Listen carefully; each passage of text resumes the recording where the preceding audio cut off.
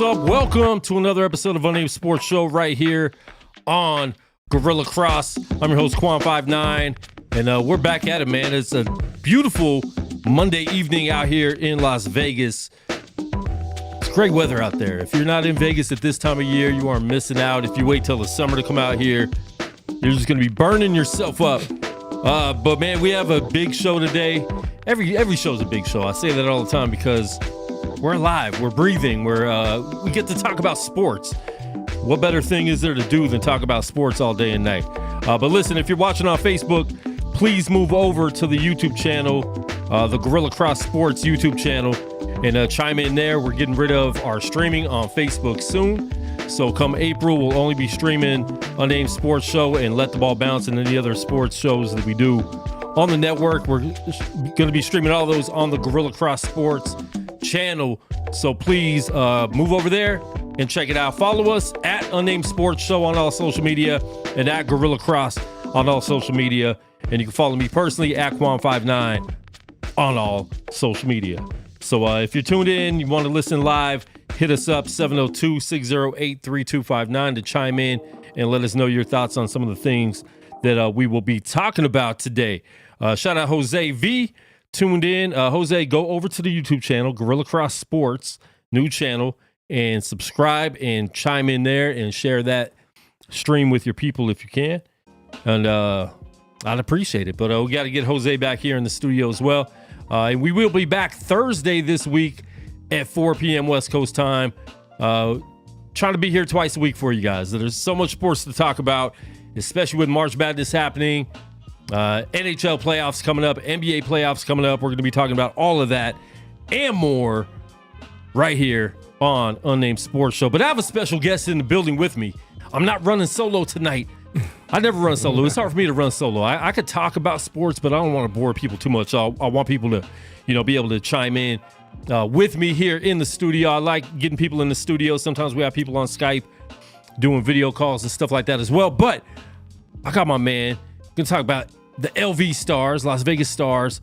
I got my man, V. Christopher Lane in the building. What's going on with you, my man? I know him as Chris Mills. Exactly. I didn't know what the V stood for, but he explained it to me a little bit. He could tell you if he wants, but V. Christopher Mills, thanks for coming through, man. I know you've been in the studio a couple times for a couple different shows. You've been on No Plays Off with Miss Ball and D when she was doing her show here. You've been on Fifth Element Hip Hop, I believe. Oh, yeah. I'm not sure if you've been here for the other ones, but no, just those two in this one.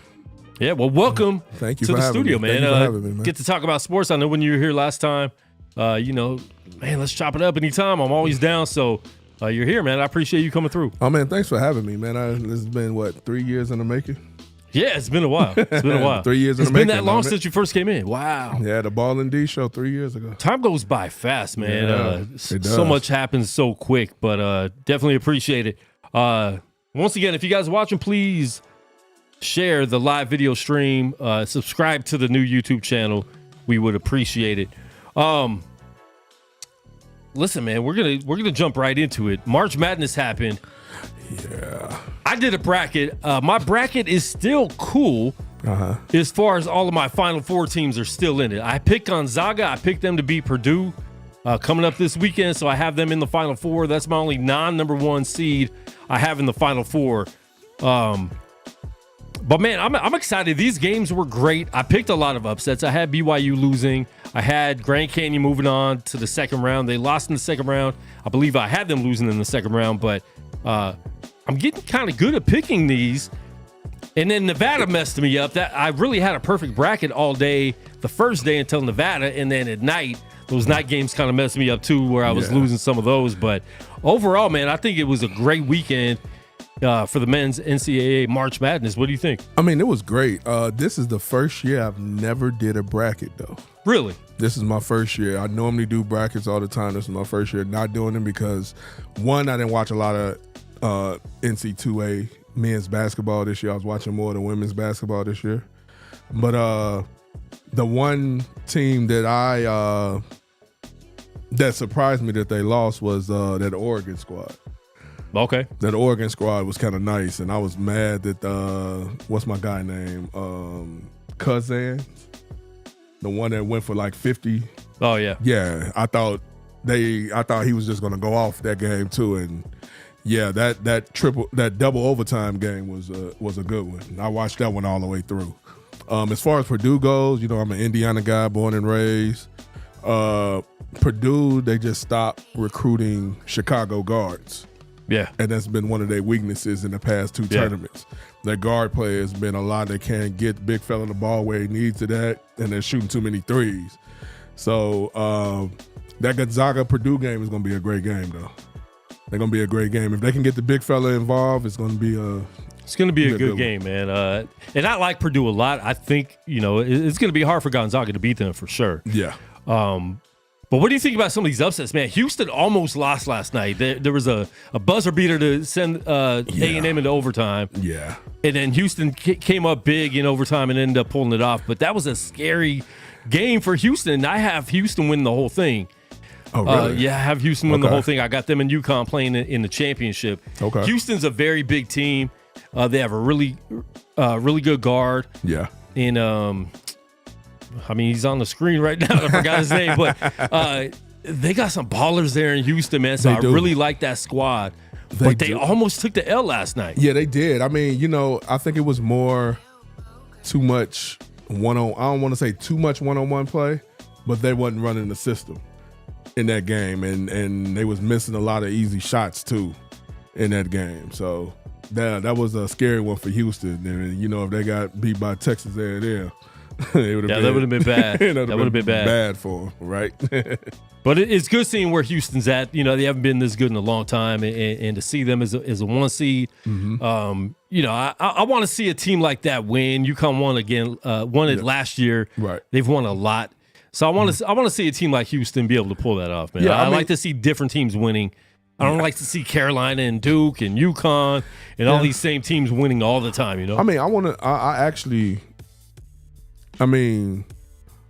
I would like to see a small school win. Yeah, I would like to see that a lot. See a small school win. I just want to see how Purdue. That's the game I'm going to be watching, that Purdue Gonzaga game, because I think that's going to be a good one.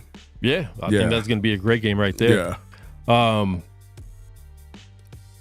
Straight Bit Sports in the comments said Houston game against Duke is going to be a challenge. It is. It's going to be in trouble against Duke.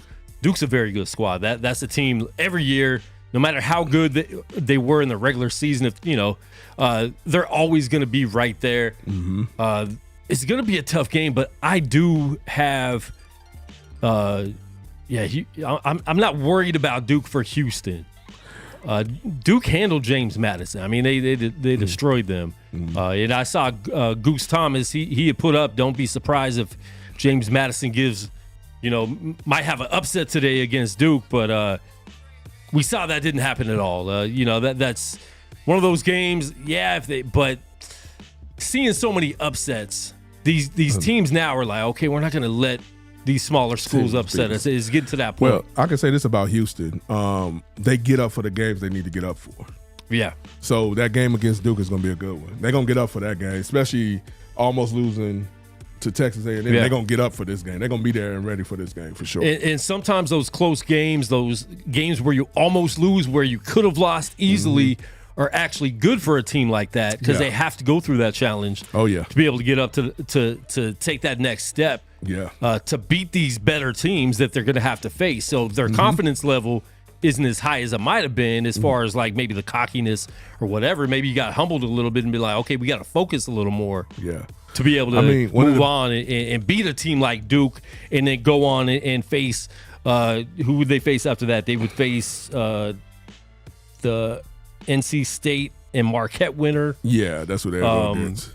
And then moving on to face Purdue or Gonzaga, any of those teams, you have to step up big in those challenging games. Well, one of the things I can say about games like that, like you said, games that you lose, and I think Juju Watkins said it best, it gets more chippy because it's a one and done. And when you get that scare of almost losing that one and done, you know what I'm saying? It brings you back to reality and being humble in the situation. Yeah. So they're going to be ready for Duke. Like, Duke has been here before. They've done it like this before. Houston hasn't done it like this in a little minute now. So yeah, that's going to be a good one too. That Duke game, even that Marquette NC State game, gonna be a good one. Yeah, you can't sleep on NC State. They You won. can't. They won the conference tournament. They beat North Carolina to win that, and they're coming in hot right now. And they just keep winning right now. That Texas Tech game, they beat Oakland when Oakland was just a hot team that people were scared of. And they end up beating them. That was a really good game, close game.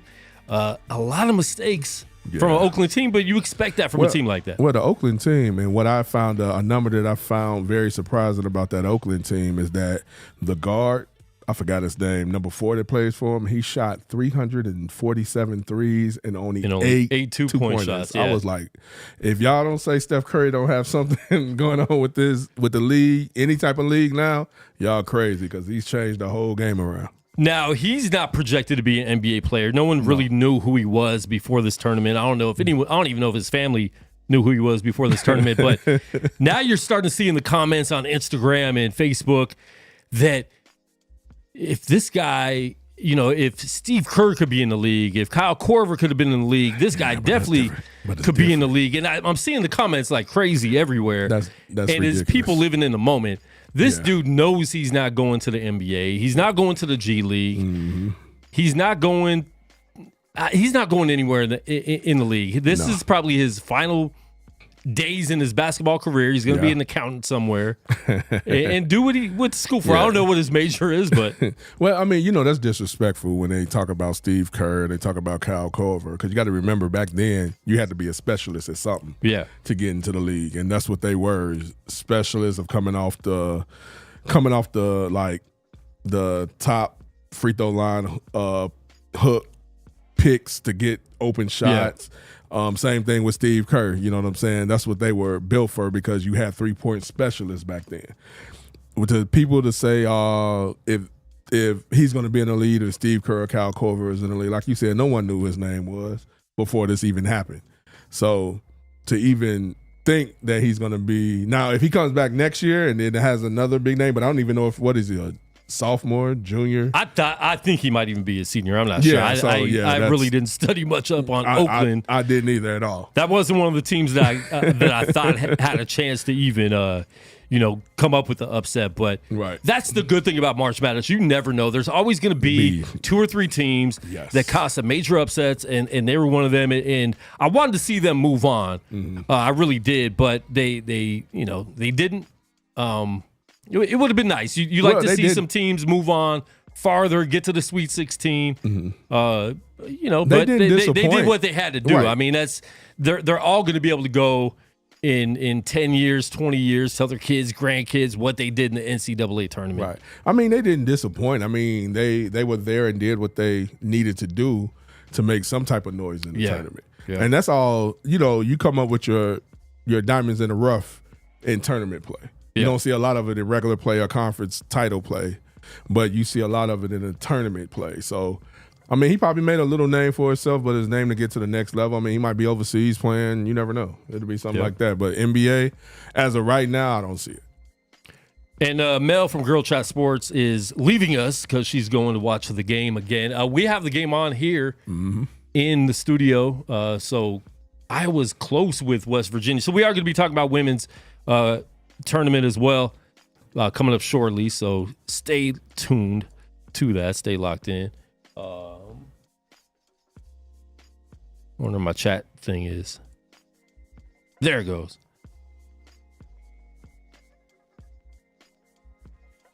While we waiting, I want to give a quick shout out to 265 Media. I was a part of the media crew I was with Daniel Artest, Ron Artest, Metal World Peace brother, JC. We had a lot of good people. We created that during COVID, so that's a good thing. So yeah, check that out also. Yes, sir. Just getting these chat windows set up. I always forget to set up the chat window because they're in the way sometimes. All right, but anyways, you see what Girl Chat Sports saying right now. Getting on my nerves, by the way, Mel. But shout out Girl Chat Sports. Make sure you check them out all the time, man. They're every Wednesday except when Mel's on vacation, which is every other Wednesday. Right. So they're not always on. But shout out to her. And Straight Bet Sports, he shot 8 field goals all season. Yes, 8, all not season. 2. But I mean, still 8-2. About the same. Yeah.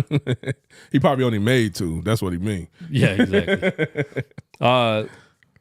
Man. So my bracket is, like I said, my Final Four teams are still in it. That's you need that, because if your Final Four teams are gone quick, especially then it's not very good. But right, especially those first beginning of the tournaments. If they gone in, something's wrong. Yeah. You like, man, I got to do a whole sneak in and do another one.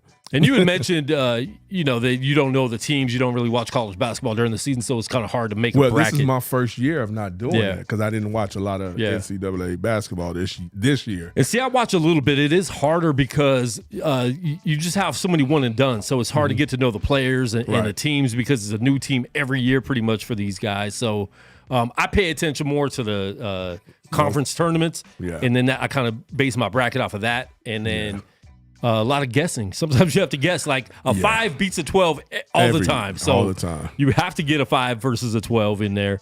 Yeah. But overall, man, look, I'm excited for games coming back on Thursday.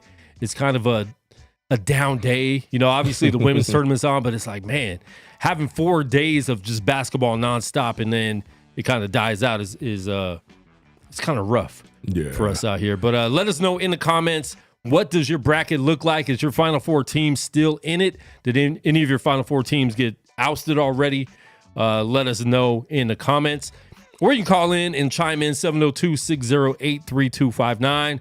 Once again, that's 702-608-3259. If you're watching on Facebook, please move over to the YouTube channel, youtube.com/@GorillaCrossSports, and talk to you over there. Yeah, I got one thing I can say. I knew 15 wasn't beating the 2 this year because Charles Barkley guaranteed it.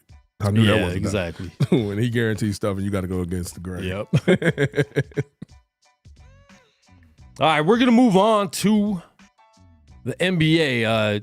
First of all, man, I didn't do what I usually do with new guests when they come in the studio. You have to name your 4 or 5. I mean, you can pick WNBA also, major sports teams, and then an odd one. Maybe you like cricket. Maybe you like, but give us all your 4 major teams. I mean, I'm a Chicago guy. Everything Chicago has been like that my whole life. Now trans over to Las Vegas teams. But, yeah, it was all Chicago. Bulls, Bears, Cubs, Blackhawks, Fire, and soccer. Those were my teams. All Chicago. Been that way since '83. All right. How long you been in Vegas? 18 years. Wait, what baseball team? Cubs. Cubs, okay. Yeah, no White Sox. No White Sox. Not over here. Now, do you know any people that like Cubs and White Sox from Chicago area? I haven't met one yet. Okay. I met one, and it was a little weird to me. It didn't make sense. Let me say this. This is one thing I can say. When the Sox won the World Series, I was happy for them. Okay. Because the Chicago team won the World Series. Yeah, but Cubs hadn't won it, but then when Cubs won, I was like, forget the White Sox. That works. But, I mean, how was it seeing the White Sox win before the Cubs? That had to hurt. Oh, that hurt because all the White Sox fans rubbed it in. Yeah. But when we won in 2016, I was like, the White Sox will never see another World Series again. The curse is broken. All right, let's get into the NBA, man.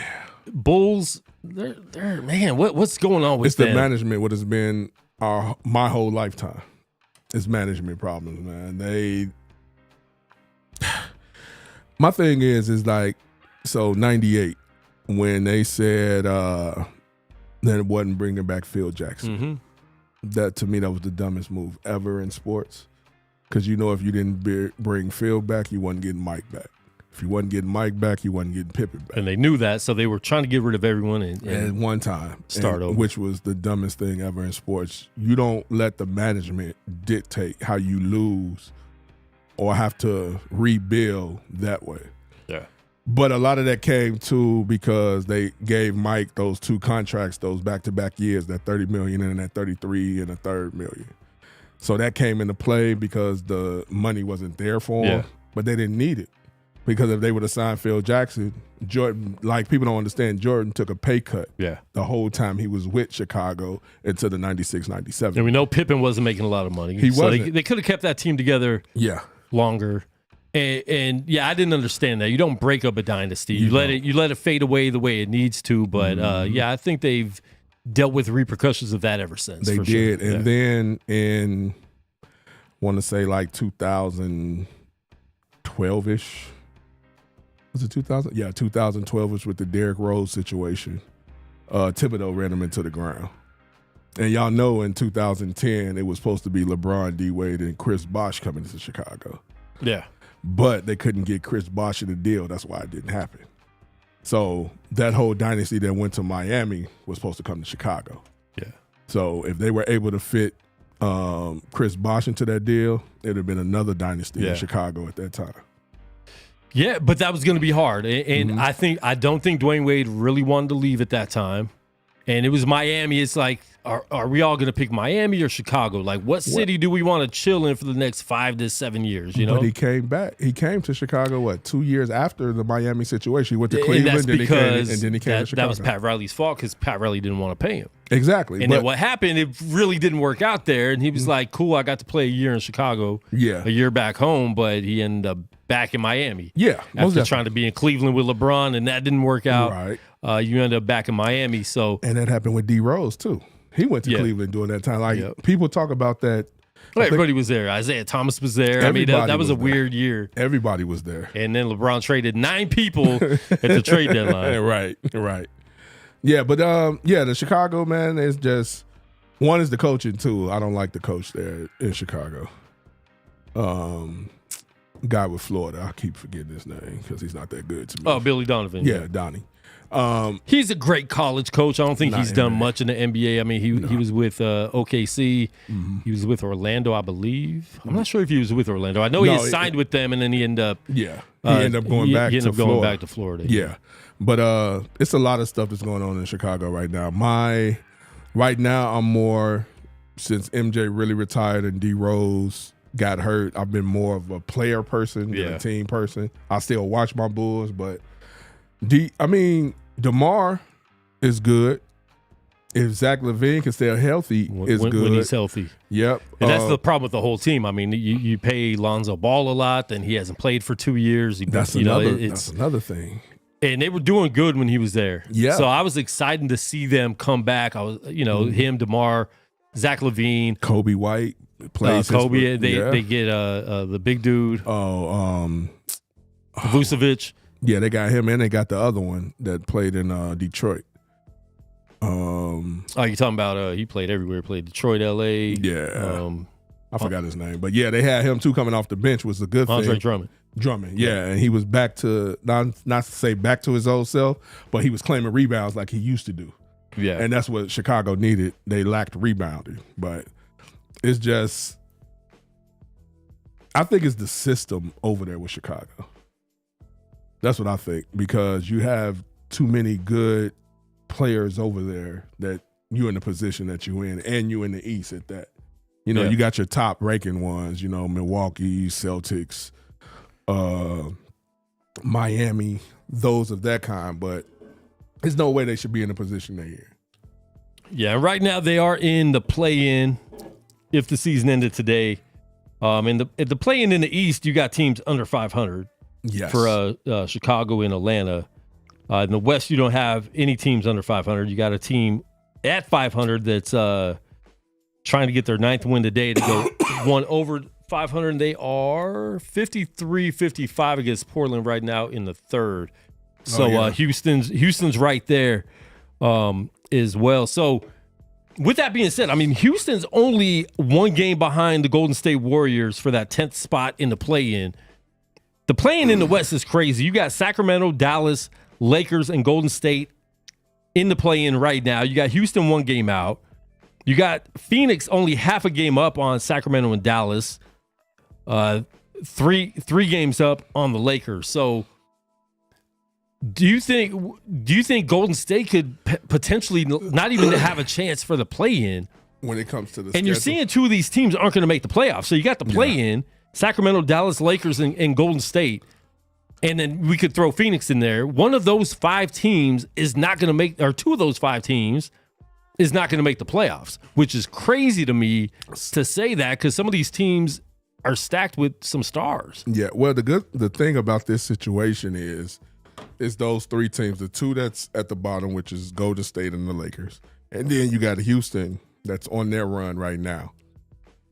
The messed up part about that is Houston has the easiest schedule going out for the last 12 games. So they have a chance to catch Golden State. They have an easy schedule, but they're also a young team.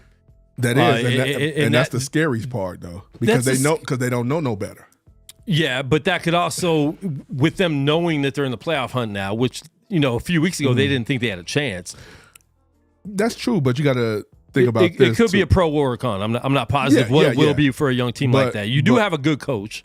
Yeah, and that's the thing about it. That's what you need. Yeah. And he's going to let them know, just continue playing like you're playing. Playing like it's a one-and-done situation. Yeah. Because out of the 12 teams, I think they only play maybe 2 teams that's like has a high high winning percentage in the NBA. Yeah. The thing with the Golden State Warriors is out of their 12 games that they have left, they play 8 road games. Out of those 12 games they have left. So they're going to have to come to play on the road and try to basically X out the Houston Rockets from getting that final play-in spot. Now, hopefully LeBron, because I heard he's not playing against the Bucks tomorrow. He's sitting out, from what I heard. Now, I understand they have the lead that they have in 2 games over Golden State? Yeah. So they don't want to play around and let Golden State get hot, and Houston is already hot, and then they're going to decline. We don't want that. You see what I'm saying? So it's just one of those things that I know you're trying to rest LeBron because you see what the position you in that playoffs, but sometimes you just can't rest him like that. I understand the age that he's at, but still. Yeah, I don't understand resting, especially if it's not a back-to-back. I know he's been resting some back-to-backs, but yeah, I didn't hear that he's going to rest against Milwaukee. It was an ankle. It was an ankle. Yeah, he's been that ankle's been messing with him all season, but yeah, we'll see, man. I mean, Lakers have a chance to get in that 6th spot. Do they want every year to go into playoffs off a play-in tournament? Like that's what they have to look at. Like just try to make that playoff push to get that 6th spot, and they would be playing. If they got the 6th, they'd be playing Minnesota, which they're pretty good against. But nobody wants the 8th to go against Denver in the first round. If you take the 7th and you have OKC in the first round, any of these teams could potentially beat Oklahoma City in the first round. I don't think anyone would fear them necessarily as much as they would Denver. Yeah. So it's going to be interesting come playoff time and seeing the last few weeks of the season, what's going to happen in the play-in. Yeah, I mean, like you said, that 2nd spot with OKC, everyone is shooting for that 7th spot is what I think. Because they think they have a chance to beat OKC. Yeah. They don't want to be in that 8th spot to play Denver. Yeah. And Denver just, took over the first spot. OKC's half a game behind them right now. So they've been fluctuating with that. Minnesota's only 1 game out of first place. Right. And then even the Minnesota situation. You got a lot of people that's in that 7th, 6th spot. They don't care about Minnesota and OKC right now because their playoff record proves that they are not that. Yeah. That regular season record is cool, but the playoff record is not that. So they're probably fighting for those 3 spots right there, that 7th and that 6th spot. Yep. What do you guys think? Let us know in the comments. What do you think? Who do you think is going to make the playoffs? Who do you think is going to be out? It's going to be a shock if Houston goes in and a team like Golden State or the Lakers is out of the play-in. It's going to be pretty wild, but it makes for fun times. I like the play-in. A lot of people didn't like it when it first got implemented a few years ago. I think it's been good for the league. It has. I'm not sure if it's been great for the regular season just for the fact that people are okay fighting for the play-in spot instead of trying to get that 8th spot. Right. They're cool with okay, let's just get into the play-in. But right now, looking at it, the play-in tournament is not going to be easy. So whoever wins, Sacramento's 7, Dallas is 8 right now, Lakers are 9, Golden State's 10. So Lakers and Golden State have to win 2 games to get in. Well, if they beat... Well, if who's ever in the... So it'll be if it was to start today, it'd be the Kings versus the Warriors, the Mavericks versus the Lakers. Whoever, if the Kings beat the Warriors then they get and then they get that. It's if the Kings beat the Warriors, the Kings get that. They would get the 7. Yeah. And then the Warriors would be out. I don't think they get a chance. No, they get a chance. Yeah, you're right. The Warriors would be out. If the Warriors beat the Kings, Kings would still get a chance. So the 7 and 8 still gets a chance to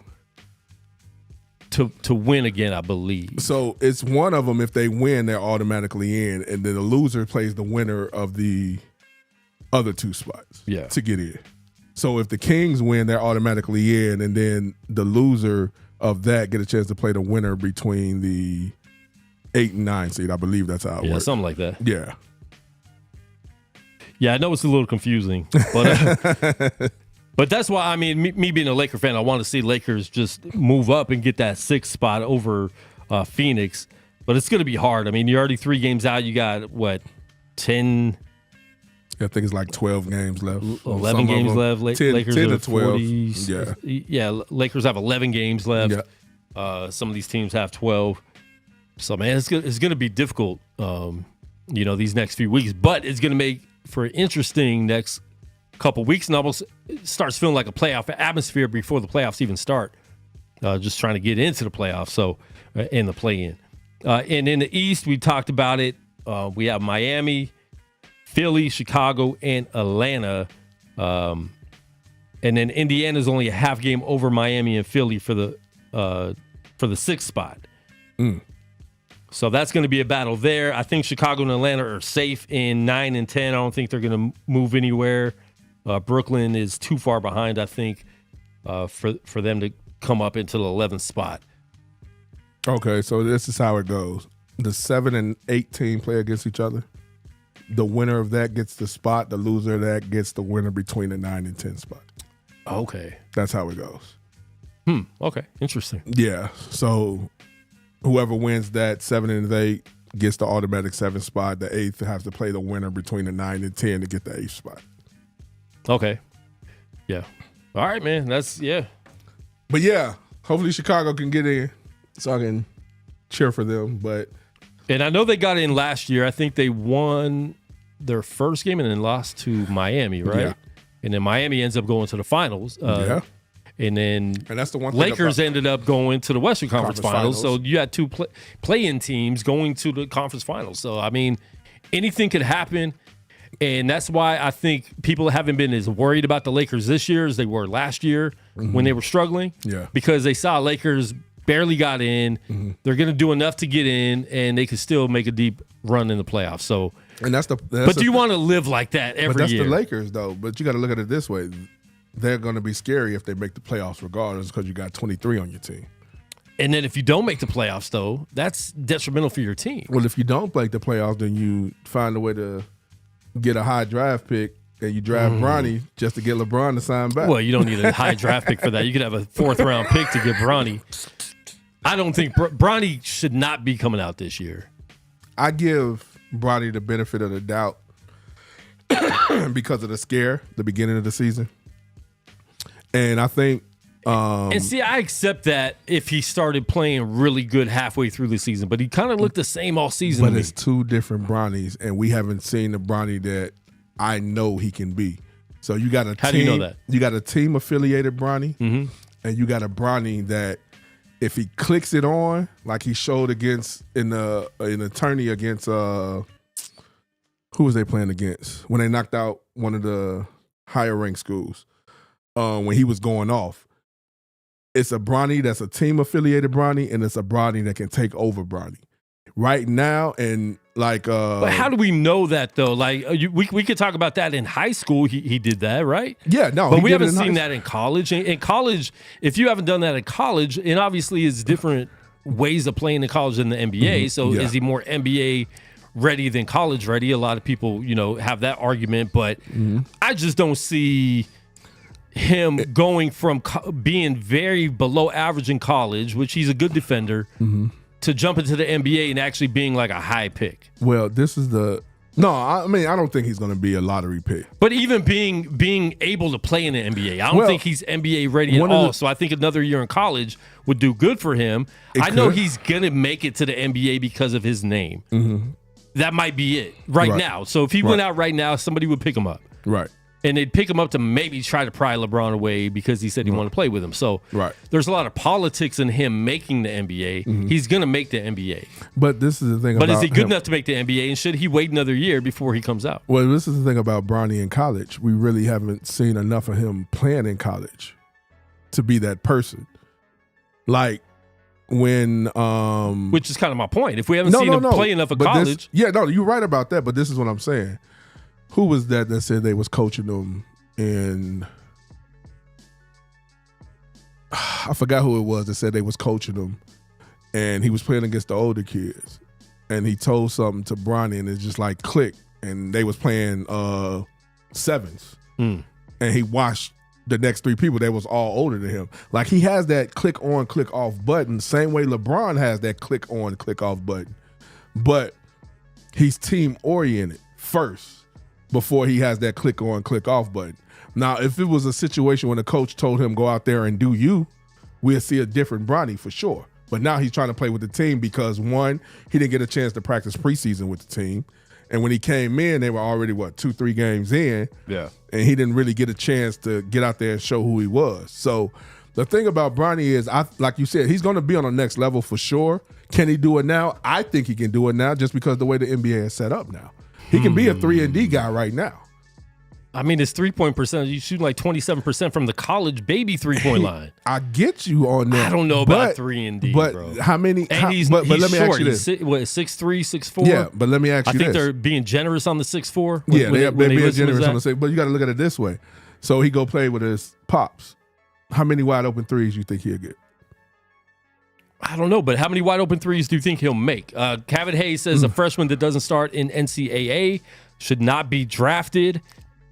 And I agree. Not even not start. Like if he didn't start and he was tearing it up, it'd be one thing. But I just don't think he's tearing it up the way people want him to. And we would not be looking at him if he didn't have the last name James on his back. You're right about that. And that's my issue with the whole thing. I'm not hating on the kid. I think it's great that he has the potential to be an NBA player one day. I just think at least wait one more year before you try to make this jump. Do something in college. Because right now, that white dude from Oakland looks like he might be a better NBA player than Bronny James. So, you know, if we're going to put him in the NBA, we might as well put the white dude in the NBA. It's just during the off seasons, I know who Bronny's playing with. He's playing with NBA players in the off season before he got hurt, before he had to have the surgery, and he was holding his own. You know what I'm saying? So the thing about it, the reason he's not starting is because the cardiac arrest. That's why he's not starting. He's not starting because that's what he was going to be at the beginning of the season. He was going to be a starter in the beginning of the season. You know what I'm saying? When you come back from something like that, you have to pace yourself. You know what I'm saying? You're not going to come back from something like that and really go full throttle. Same thing happened with Shaq's son, Sharif, when he had the surgery done. Yeah. You know what I'm saying? So, I mean, like you said, it's because of the last name, but that's why I give him the benefit of the doubt because of the last name. Because if he plays with his father, he's going to have a lot of open shots.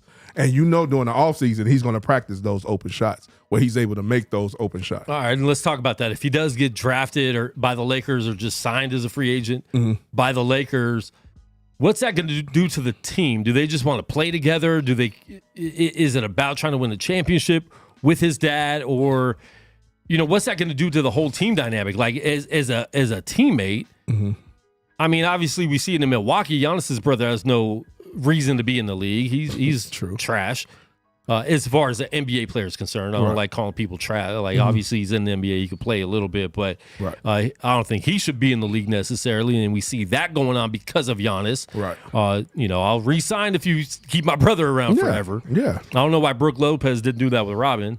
But he could have done that himself too. I don't think he got that much pull. Nah, he doesn't. He doesn't. But I just don't. I don't see it, man. I mean, and I'm not saying he'll never be good enough to be in the NBA. I'm just saying right now, I don't think he is. I don't think he's proven anything with his 3 points a game. He hasn't. 27% from 3-point line. I don't know. Yeah, he hasn't. But I mean, when your father's LeBron James, you know what I'm saying? A lot of stuff can happen. Okay, but as a Laker teammate, let's say you're Anthony Davis. Let's say you're whoever. You're taking a spot away from somebody on the team. Not really. Is he going to want to be in the G League? Is he going to be? No, because he can only take one of the spots of the 12th, 13th, 14th, 15th place. Yeah. You know what I'm saying? It's not like he's going to be starting coming in. No, exactly. You know but what I'm still. Saying? And it's going to be a situation. Lakers are pretty deep this year, right? They are, but. And so if you take one of them out and you put him in. Let me ask you this. Who's the 12th man on the Lakers squad? 12th man? I don't know, because you got Gabe Vincent, who's been hurt. Right. You have Vanderbilt that's been hurt. I don't know. You got Spencer Dinwiddie that's coming off the bench. So when it comes to that, he's going to probably be a 12th spot taker. The 12th man that's on the Lakers squad. He might be in the G League for a while. I don't know, because who his father is. Is LeBron running the team? Yes, we all know that. We all know right, if that. he is, I mean, that's we all know that. I just don't think that's a good thing. That's been everywhere he's ever played. He's run the team. Yeah, he has the skills and extra athleticism, but not ready in my mind. Yeah, no, I feel you. In my opinion. And that's the thing about it. It's a situation where he hasn't been let loose. Like, they're holding him on a string right now. Because I think he's only playing 12 minutes a game, if that. So he's been playing more than that in college. I mean, he's been getting some minutes. He hasn't looked great in those minutes. Right. And there's been flashes, of course. You know, I mean, he's playing good, but I mean, to say he's ready now, we wouldn't look at any other player. Obviously, with the name, that's the only reason. But yeah, that's the only reason. I just don't think that's gonna cut it. I think he knows he needs to stay another year. We'll see, right? I just said because it's his father. I don't know. Because who his father is and how much power and pull LeBron has. Yeah. It's a totally different aspect when it comes to him, because so Kevin Hayes says Bronny James undrafted free agent. Do you think he is gonna enter the draft to not get drafted? I'm not sure if they would do that. If they know they're not going to get drafted, I think they just say, like, let's wait another year. Yeah, most definitely. I think in the second round, if he does enter the draft, someone's going to draft him just to try to get LeBron James to come to their team, Memphis or Toronto or something like that in the second round. I don't think anybody's going to risk a first round pick off that unless it's let's say a team like OKC who has a whole bunch of draft picks, right? And the other Utah who has a whole bunch of draft picks. The other thing is this too. I mean, and this just came to my mind. You might be right. He might stay another year, because if he stays another year, then Bryce will be a senior. Yeah. And then if they draft him the year after, that'll be Bryce going into his freshman year to be able to come out, which would be Bronny's second year in the league and Bryce's first year. And I think we all know that Bryce is the better of the two, for sure. And I think he has the potential to have the star power. He's a little bit bigger as well. But yeah, man, I would say wait. And it's not hating. People always want to jump in the comment, oh, you're hating on the kid. It's like, first of all, he's an adult now. He's not a kid. So, I don't know, man. It's just who his father. It's just who his father is. Even though LeBron said it's his choice, his decision to make. It's more of LeBron, because if he waits one more year, that means we got LeBron for at least 3 more years in the NBA, because he want to play with Bronny and Bryce. Yeah. So it's going to be one of those type of situations. But we'll see. That's the only thing we can do is wait and see. Yep. All right, next up. I don't know if you watch baseball much, but let's talk about the Shohei Otani situation with his interpreter gambling or paying a bookie or whatever. It was put out that he gave the money to pay off his interpreter's debt. Mm-hmm. And then he backtracked on that, said, I didn't understand what he was saying. I didn't have an interpreter for what my interpreter was saying. And he finally spoke today to the media, but didn't take any questions. But he did speak, saying he had nothing to do with anything. He didn't know what was going on, anything like that. Do you believe, Shohei, that he had no idea what was going on with all this money? And then some of these games, there were some things put out with some of these games that were weird, that were bet on, that Shohei kind of didn't play his best? I believe he didn't know. I do believe he didn't know. With all that money filtering, you don't think he knew any of that money was going to sports betting or betting against or for? I don't think so. I don't think so. Just because his nationality and where he's from, I don't believe that. I don't believe he knew, especially with him signing the contract that he signed. I think that the interpreter knew what he was doing. Definitely. And he knew how much money that. But they were good friends. They've been good friends before he became the interpreter. Yeah, most definitely. But I don't think he, and like, this is just an opinion, I don't think he knew about the sports betting at all. All right. And I don't think. Lady D, how does an interpreter have access to his bank account? Well, I mean, he's paying the interpreter out. You know what I'm saying? He's probably paying him big bucks too to be his interpreter. Yeah, because it's his homeboy, so he's getting more than a regular interpreter. But he was embezzling some of his money, is what was being said, and that's why it came out that Shohei was helping pay off the debts because it was his money. It wasn't just the money he's paying him, but it was some of his money too. I think it's a very touchy situation, crazy situation. I think he did a good job speaking to the media today, but.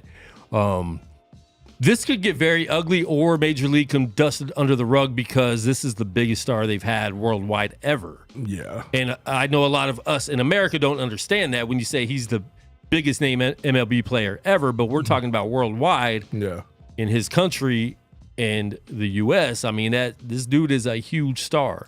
And he's basically the face of Major League Baseball without knowing how to speak English. So, yeah. Yeah, man. It could get ugly, but I think they're going to find a way to be able to dust this under the rug. Yeah, well, I mean, the way they did Pete Rose, you know what I'm saying? And, you know, he still has the hit lead. He's still not in the Hall of Fame. So they're going to find a way to handle it. It's going to be behind closed doors the way they handle it. But you're right. They might just sweep it up under the rug. And I think they need to let Pete Rose into the Hall of Fame because I think what's going to happen is he's going to pass away and they'll finally honor him and get him in the Hall of Fame, which I think is horrible. Me too. Get him in. Why? He's a Hall of Fame player. Yes, he is. So who cares what he did when he was a manager? I mean, I know that argument's been going on for 30 years. Yeah. It's ridiculous. Let him in, especially with this going on. If they brush this under the rug, right? Man, just let him in. Just be like, look, and let the people that took steroids in. Let Mark McGwire and Sammy Sosa and Barry Bonds in. Yeah. Because guess what? You knew what was going on. It made the game better. It was after the strike, right? Yep. And people were falling off. It brought fans back that wouldn't have come back if it didn't happen. Let these people in the Hall of Fame, man. These sports writers are ridiculous. They're hanging on to this stuff way too long. Let them in. And that's crazy. Let them in. Like the sports writers shouldn't have that Hall of Fame. They got too much power, man. Too much. They got too much power in that. Way too much. And I hate to say it because we like the media, but they have way too much power for that. They should let what they say when you go to court, people of your peers vote for you. Yeah. That's what it should be, though. It should be that way because. And Lady D says now everyone's getting investigated for gambling. I know there's a Raptors player. His name is, let me find it. This came out just a little bit ago. Jonte Porter. There's been some weird betting things going on with him. Really? With, let's see. He's under investigation by the NBA following multiple instances of betting irregularities over the past several months. An issue of prop bets involving Porter from games on January 26th and March 20th. Multiple sources. The league is looking into it. In the January 6th game against the Clippers, there was an increased betting interest on the under for Porter props, which for the night were set at 5.5 points, 4.5 rebounds, and 1.5 assists. There was also over-under for Porter's made threes, which is also 0.5. That night, Porter played just 4 minutes before leaving the game because of what the Raptors said was an aggravation of an eye injury he'd suffered days earlier in a game against Memphis. Porter did not score against Clippers, but had 3 rebounds, 1 assist, but did not attempt a 3, meaning the under hit on all of the props. The next day, as part of the daily report to users on betting results, DraftKings Sportsbooks reporting that the under for props three-pointers was the biggest money winner for bettors of any NBA player prop for games that evening. Wow. Listen, man, they're especially with betting being, MGM Bet is a sponsor of NBA. Mm-hmm. You have ESPN Bet now. With all these betting companies, DraftKings, with it being so easy to bet now, there's going to be a lot more investigation. So the eyes that were on Vegas back in the day for betting, watching the numbers move, they're watching these things like crazy. So if you think you're going to get away with it, which obviously some people do, but it's going to be a lot harder with all these different gambling sites out there now. Mm-hmm. There's easier access, but there's also going to be a lot more eyes. So you have to be really careful, especially a player like this. Like, bro, you're making a little bit of money in the NBA right now. Yeah. You're not a star. Exactly. So to ruin your career potentially over something like this, and you're going to get investigated like crazy, that's not a good look. Even if you're investigating and it turns out maybe he didn't do it, we can't tell. Mm-hmm. It's going to be hard for you to sign to teams when you become a free agent because there's too many other players on your level that could be signed. So if you have any kind of dirt on your name as far as accusations of gambling, so I think that's going to be a really bad look for this guy. So he's made $2.3 million since he's been in the NBA. Yeah, this is his fourth year. Right now, he's on a dual contract. Dual contract is where they take all of your monies that you made on your contracts and basically slice it up in half, and that's pretty much what you get paid. And then they probably take a little bit off of that. So he's basically probably only making maybe $450,000. Yeah, maybe. His thing is that probably even if he does get caught, he can still go over to China and make a whole lot of money. You know what I'm saying? Even if he gets caught. Yeah. That's his thing. But in the NBA, he's not making no money at all and barely playing like you said. Man. So if he does get caught and get banned from the league, the only thing he's going to do is go overseas and play. It's going to get ugly. Real ugly. Man. Blame it to how all the ex-retired players who now have all these sponsored with DraftKings. Yeah, but yeah, I don't know, but it's getting ugly out there in the sports world with betting and stuff like that. But my problem too, even with the NFL, man, they've suspended people for gambling and stuff like that, even though it wasn't on their games. But you're pushing these betting sites, right? Right. So you're pushing it in their face and then saying, oh, you can't do that, though. You can't do it. You can't do it. But you're promoting it. Right. So that's where it's getting a little fishy for me. Like, you're promoting it. It's one of your sponsors bringing in a lot of money. Mm-hmm. And then you're getting mad at the players for giving in to the temptation of gambling. You should let them gamble. If it's not on your sport, man, as a player, you should be able to gamble on other sports. Yeah, you should be You should be able to gamble if it's your sport and on other teams. I mean, I don't know, man. I mean, you should be able to, but I mean, they don't want, because they throw it in our face how games are fixed. And we see it now. So if they see you gambling, it adds more to the theory of what's going on with sports. Yeah. Like even the game against because there's so much money running through these games, right? Super Bowl, NFL playoffs, NBA finals. Yeah, the NCAA game, when the guy threw the ball, I forgot what game it was. The guy threw the ball, it was tipped by the same player and went in the backcourt, and it was no backcourt call because they said the ball was tipped. But it wasn't tipped by anybody from the other team. What game was that? I think that was the NC State game. It might have been the NC, because the yeah, it made no sense because right. But then here was the rule: they didn't have a possession. They said, and that's why even the tip didn't count as possession. That's why he was able to go back. And that's the thing, because college and NBA have different rules. Because with that, if you touch it, it counts as possession, I guess. I'm not positive how that worked, but it did look fishy when it happened. And when they showed it back, and they didn't explain the rule like that, but that does make sense. If you get the ball when you don't have possession and it goes out that way, then that is the rule. If it's tipped and going to backcourt, it's because it was no possession. But they was calling it as a tip, and then nobody from the other team touch it. They didn't explain it that way, but that is the rule. If that's really what happened, And now in the NFL, a lot of players are pissed about this rule, but they're saying that it's going to, a lot of people are saying it's going to be even easier for refs to persuade the game one side or another. But the hip drop tackle, this ban, the owners approved the rule proposal to ban the swivel hip drop tackle.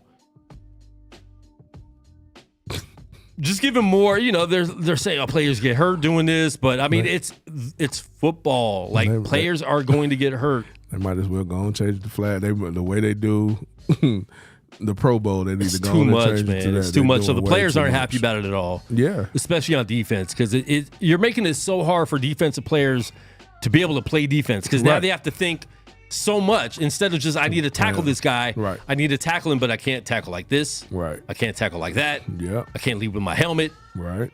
I can't grab him and drop my hip. Mm-hmm. Like, what are you supposed to do? And now it's going to be up to the referee to interpret if that was a hip drop swivel tackle or not. And what are the rules for offensive now? Because like the thing about it is you're giving all of these rules for the defensive side of the ball. That's making it easier for the offensive side of the ball.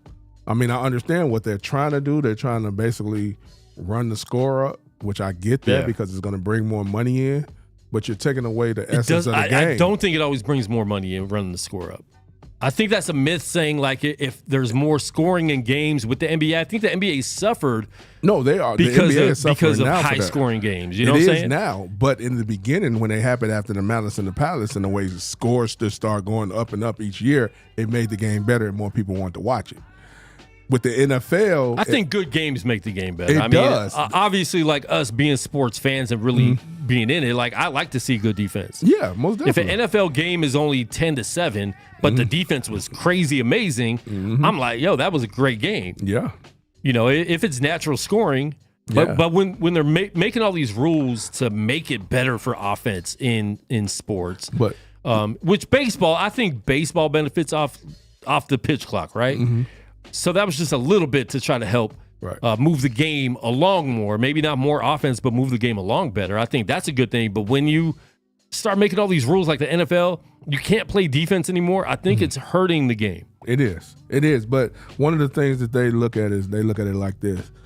If the quarterback come in, throws a touchdown, then the opposing quarterback come in and throws a touchdown, and they start building up the score, and then defense take over, that's what they're trying to do. Yeah.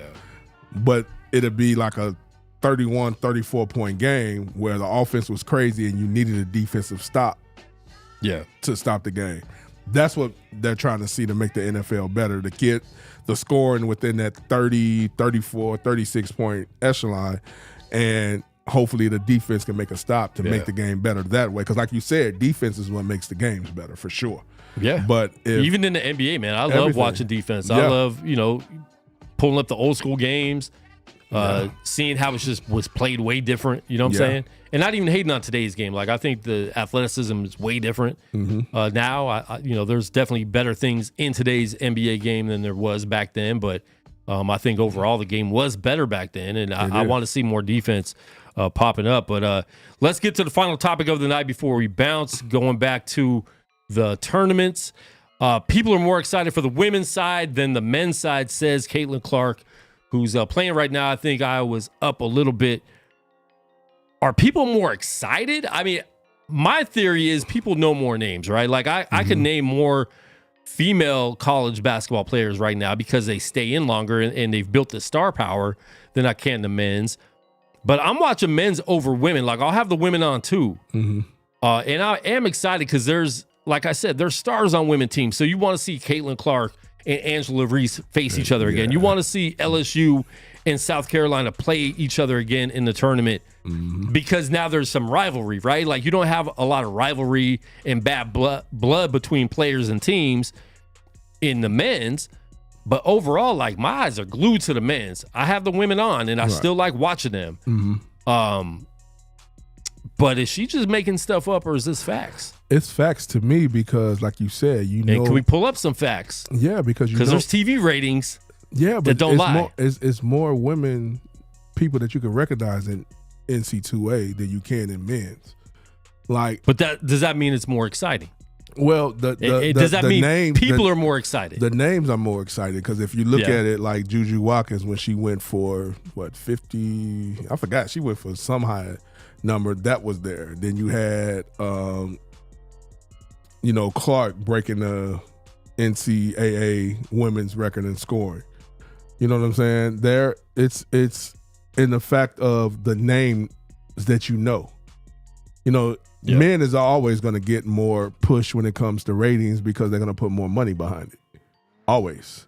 That's always going to happen. But when it comes to like the statue of the game, of the people that you know, people you can name now, there's not too many NC2A guy players that you can actually name that you can name right now that's in the women's league.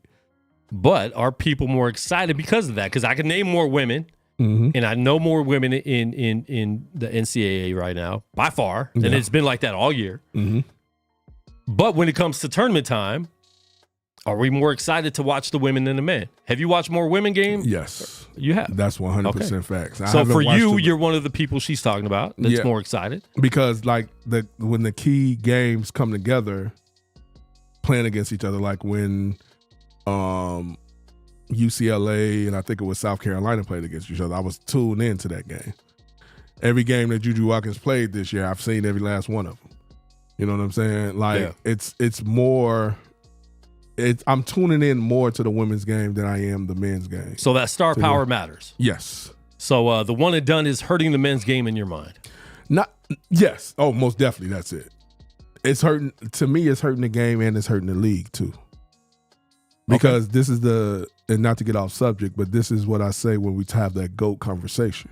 Like Jordan had to play against people that was in the league, that was in college for 3, maybe 4 years. And LeBron had the people that was more skilled, but they were one and done players or straight out of high school players. So the skill is there, but the IQ is not there. And you have Jordan playing against people that had to be groomed before they made it to the league, and the IQ was there. You know what I'm saying? That's why when we talk about the GOAT conversation, that's what I always bring up. Because LeBron is a throwback player. He has the IQ and the skills. So you can put him in any league and he's going to flourish. But the players that he's playing against, you can't put them in any league and they're going to flourish. So they can have the skills to go up against you. You mean in any era? In any era. You can put LeBron in any era, but I'm talking about the era that LeBron has been playing against in the last 20, 21 years. You know what I'm saying? And most of them are coming from overseas now.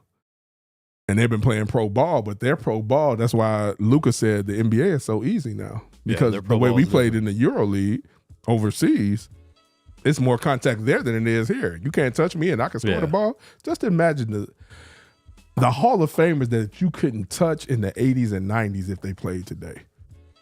How many superstars it'd be? Yeah. And that's my thing. Like LeBron. But I think everybody would have adjusted to what the game was. You know what I'm saying? Like if you put Magic and Jordan and Isaiah, if Isaiah couldn't get touched, he'd be at the basket all the time, right? All the time. If LeBron went to the 80s and was being able to get hit all the time, he'd probably hurt some people. He would probably, he wouldn't be flopping like he does now. Right. He wouldn't act like he died every time he barely got brushed or didn't get touched at all. Right. He'd be going in like Karl Malone with his knee up in people's faces, making them bleed. So I think every generation and era would be able to quickly conform to what the rules of the game were right then and there. Because these guys right now, they're stronger than the dudes in the 80s. They're working out constantly. People in the 80s didn't always work out. Like they would run, but they weren't in the gym like these players are. But in the 80s for sure. But if you talk about the players that's from the 90s, like which isn't much different. The 80s and 90s weren't much different. They weren't. But like the players weren't much different. They weren't. But the thing about it is that's when they really start taking weightlifting serious. In the 90s. Yeah. In the 90s. So if you got the big players, like I said, LeBron can go in any era. You know what I'm saying? Even KD, because the way that KD plays, like George Gervin played in the 70s. You see what I'm saying? He can play in any era. Steph might be one of the ones. But no one had the ball handling like they do right now. That's fact. No one had the 3-point shooting like they do now. Well, let me take this. It's not that they didn't have the ball handling in pickup games and NBA games. It was two different things. Mm-hmm. Like you will see a lot of players in pickup games that can handle the ball. but they wouldn't show it in NBA games. And you would look at them like, and I just take. But 7-footers now, every 7-footer could dribble the ball down the court, look like they're a point guard. Anthony Davis used to be a point guard. Right. When Kareem would try to dribble it all, even with Shaq, you can even go to Shaq. When they dribbled, the crowd would cheer and go wild because you didn't see 7-footers dribble a basketball ever. True. And they couldn't really do it. Right. They looked very awkward trying to dribble a ball. Right. Joe Barry Carroll, Robert Parrish. Yeah. You can name any of these centers. Patrick Ewing. Yeah. Akeem Olajuwon was probably the best ball handling big man of those eras. Right. Now, 7-footers could do anything. I mean, you got Wembanyama looking like a point guard in a 7'4" body. Yeah, but most of the people that you're naming are European players too. Like AD is a different one because he grew up as a point guard and had a Kevin growth Durant's spurt. not European. I mean, but everyone's doing that now because you KD, grow up playing the game that way. Right, but KD wasn't a center coming up either. He always played shooting guard, small forward. Yeah, but he would have been a center if he was this tall. They would have made him be a center. That's the whole thing, too. You didn't have anybody that's 6'11", 7 foot, 7'1", 7'2", playing power forward or small forward. You're right, but you got to look at it this way. So I went to Gary Roosevelt, where Glenn Robinson went to school at. Mm-hmm. He played center in high school. When he went to Purdue, he played small forward. He can handle the ball. He couldn't handle the ball like they do today, but he can handle the ball, get to his spot, to dribble, pull up, all of that. And real quick, because I just want to take this topic off the screen, I think overall men's game is still more exciting. Yeah. The names, the power with the women's names is definitely helped the women's game, make it more exciting than it used to be. But I think overall people are still, when you talk about March Madness, people are talking about the men's game because a lot of people only watch basketball during March Madness, college. And so, yeah, they might recognize some of the women, from before, from previous years, but there's still name recognition in North Carolina Tar Heels, right? Duke Blue Devils, they are UConn Huskies, right? But this is what I always said.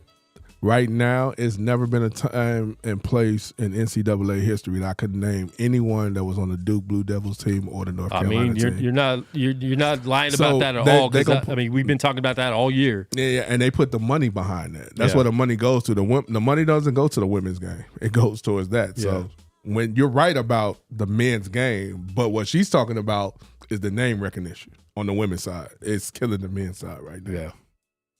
All right, what are you guys' thoughts in the comments? Let us know. You can call in 702-608-3259. If you're watching the replay of the show, let us know in the comments too. Follow us at Unnamed Sports Show on all social media and at Gorilla Cross on all social media. Follow us. Watch what's going on. We are here live every Monday, 6 p.m. West Coast time, either Wednesday or Thursday, 4 p.m. West Coast time, depending on the week, what's going on, with our schedule here in the studio and all that. But we are on twice a week, so make sure you check it out. And then Kevin Hayes said women's basketball doesn't make money. They're actually making more money in college than they do in the WNBA with the NIL deals. So that's the thing with NIL and all that stuff. There's a lot more money going around, and we're going to be seeing a lot of changes even in the women's game. And they're not leaving early because they can make money now in college, right? I mean, Caitlin Clark, Angela Reese, they're making more money in college than they will if they left for the WNBA. So you're going to see them stay around a little bit longer in college until the WNBA can start generating more money. Yep. But you also see the fan base, the fan support isn't there yet in the WNBA like it is in women's college basketball. Women's college basketball, they sell out their arenas a lot. Like it's not uncommon. The WNBA, we've been killing it here in Vegas with the Aces, which has been great to see. And their games but you're not getting that in all the other cities, and that's why you only have 14 teams in the WNBA, right? Compared to what it used to be. You used to have almost a WNBA team for every NBA team back in the day. And, Houston Comets won the first four. They don't even have a team anymore, right? Which I wish would change. I think that's and then the Dallas Stars end up becoming Aces when they bought them out here. So players make a little money, but schools don't make money. Yeah, the schools definitely make way more money off the men's game. So that's why they promote that a lot more as well. But, man, dude, I appreciate you coming through, man. Tell us about the Las Vegas Stars real quick, what that's about, and what's the progress on that? Right now, the Las Vegas Stars is one of the NBA teams that we're trying to bring to Vegas, which is going to be shadowed around hopefully by the NBA, hopefully by 2027. Yep. I've been working on this. Everyone's kind of been saying that. I even have that feeling too. I feel like they're going to announce next year at the All-Star game. I think it's going to be the year after next. I think it's going to be when they have the All-Star game at the Clippers Stadium in 2026. Yeah. I think that's when they're going to make the announcement. Yeah. That's what I feel. But I feel like if you're going to announce it, then try to have Seattle and Vegas get a team by 27. Well, I think you need like 2 years for them to really get that push in there. Right. I think they're going to do it the 26 All-Star, but the actual game is going to go into the 27-28 season. Okay. That's when it's going to happen. But, yeah, I've been working on this for 4 years now since Adam Silver said he wanted to bring two new expansion teams. I knew the steps that had to happen, the collective bargaining agreement, which they got taken care of last season. Yeah. This season is the $75 billion licensing fee that they're doing after this season. And then they're going to get everything in order after that for next year. All-Star games in San Francisco next year. And then after that, it's in L.A. at the Clippers Stadium when I think they're going to make the announcement. I got an announcement that I'm going to do, and I'm going to invite you out May 30th. Okay. I'm going to make a huge announcement. I don't want to say too much about it on here yet. But, I'm going to invite you out, media and all of that. But, yeah, man, we're working towards bringing the team here to Vegas, man. I got some people I partnered up with, and it's going to be – it's been a roller coaster, but it's been going smooth lately. Yeah. Yeah. Been going real smooth lately. Now with people like LeBron James looking to buy a team out here, Shaq in the mix, are you partnered with any of them? Is that, or is that something you worry about with big name players and big name, people coming in here? I plead the fifth. All right. So he's dealing with Shaq right now. I plead the fifth. But, man, I look forward to that. So we'll have, we'll have to look forward to May 30th. May 30th. May 30th. We'll look forward what to I'm going to do that. is the person that I'm partnered with, we're going to come have a sit down with you. Okay, for sure. I'll make that happen. Let's do that. I'll make that happen. For sure. Because the way it looks like the LeBron situation is going to be he wants to get the team, but I don't think he wants to get majority ownership of a team. Yeah. Because he's probably still especially be playing. Right now, yeah. Look, he's probably still be playing when they make the announcement. Yeah. You know what I'm saying? And Shaq is doing a lot of stuff to get the team too. He's been really intricate in trying to get the team going here also. So, and I know everyone's going to want to come out here. And I know even Shaq, like he's been coming out here so long already anyways with his businesses. And the crazy part, he's been living here for 20 years. Yeah. Well, there's a lot of people who live here. I mean, people don't even realize how many people live here. Right. Especially if you live in LA or work in LA and then you actually live out here because of the tax purposes and stuff like that. Yeah. So a lot of NBA players buy houses out here anyways just to say this is my residence. Right. So, yeah. Man, well, let them know where they can find you, man, and learn more about the Las Vegas Stars and just everything you're doing. You make music too, and you're doing a lot, man. The music stopped, man. Once I really started doing this NBA stuff, it stopped. The only reason I came up here with Fifth Element because they said they were going to get me on, and then COVID hit, and that was the only time they had open. But you can find me. But you never stop making music. No one ever stops making music. I've actually stopped, bro. It's always in you though. It is in me, but I stopped because I want to focus on this. All right, you know what I'm saying. But you can find you're gonna have to make the theme music to the players walking out and stuff like that. All of that, but I want to give other people the opportunity to do that. That's good. You know what I'm saying. But you can find me at the LV Stars on Instagram. You can go to www.thelvstars and sign up to get information on the stars and everything that we're doing. Like I said, May 30th, y'all gonna see a lot of stuff, and I got a huge announcement that I'm gonna do May 30th, and I'm trying to give back to the city, man. Give back to the city. That's what I'm trying to do, man. It's dope, man. Make sure you follow everything he's doing, man. We'll put the links in the description too of this video. So if you're watching the replay, which a lot of people do watch the replay instead of live, especially with all the sports going on right now, we'll have that in there. Right now, as we're live, Iowa's up 58-52 with 40 seconds left. And it looks like it's going to be over, folks. Iowa's going to move on. Yeah. West Virginia gave them a run, though. Yeah. That was a close game all game. Oh, yeah. But listen, man, follow us at Unnamed Sports Show on all social media. If you need a podcast in here in the Las Vegas area, follow at Gorilla Cross Studio or go to gorillacrossstudio.com to inquire about studio time, professional podcast, video production studio. Make sure you guys check that out as well. And we are out. Appreciate you coming through, bro. Oh, man, thank you for having me. Have to do it more often. Oh, yeah, let's do it. Anytime you need me, I'm here, bro. Yeah, but check us out. This Thursday, 4 p.m. West Coast time is the day and time we'll be on. This week for Unnamed Sports Show, I'm Kwon Five-Nine. We're out.